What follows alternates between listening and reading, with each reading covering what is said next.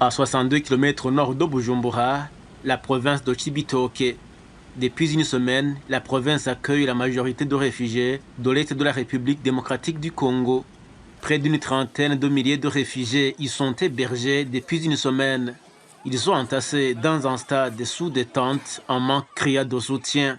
À 50 ans, Mateso est le chef d'une famille de 11 personnes, toutes réfugiées sur le site. Nous n'avons rien. Les gens dorment à la belle toile comme ça, sans couverture, il n'y a rien. Nous obtenons de l'eau difficilement. Nous n'avons pas de nourriture quelconque. La plupart se sont réfugiés mais vides. Nous sommes comme ça, sans aucune forme d'aide. En plus de la nourriture et d'habits décents, leurs besoins s'avèrent nombreux et diversifiés.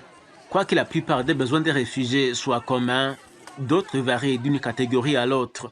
Cette mère est veuve et à la tête d'une famille de 15 personnes, toutes réfugiées. Nous dormons à même le sol, sans rien. Le soleil nous frappe. Quand il pleut, on se mouille. C'est comme ça. Nous, en tant que mère, nous demandons de l'aide. Parmi les dizaines de milliers de réfugiés, les femmes et les enfants sont majoritaires.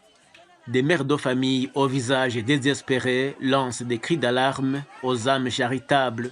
Nous avons besoin de cotex. Il y a la femme qui est arrivée avec une seule sous-vêtement, pas de cotex pour te protéger. Comme moi, j'ai arrivé ici avec une seule body et une seule pagne. À notre passage, ce site seul hébergé autour de 10 000 réfugiés. Pas de toilettes ni de robinet, les conditions d'hygiène laissaient à désirer. Des conséquences nuisent à la santé des occupants du site. Les bienfaiteurs tentent de leur venir en aide sur place, comme dans les centres de soins environnants. Jusqu'à cela, on n'a pas encore trouvé les médicaments, on n'a pas encore trouvé l'hôpital. Il y a des mamans qui accouchent même ici. On demande seulement 80 000 francs, 40 000 francs alors que nous sommes des réfugiés. Nous n'avons pas quoi faire. Pas de toilettes, pas de latrines.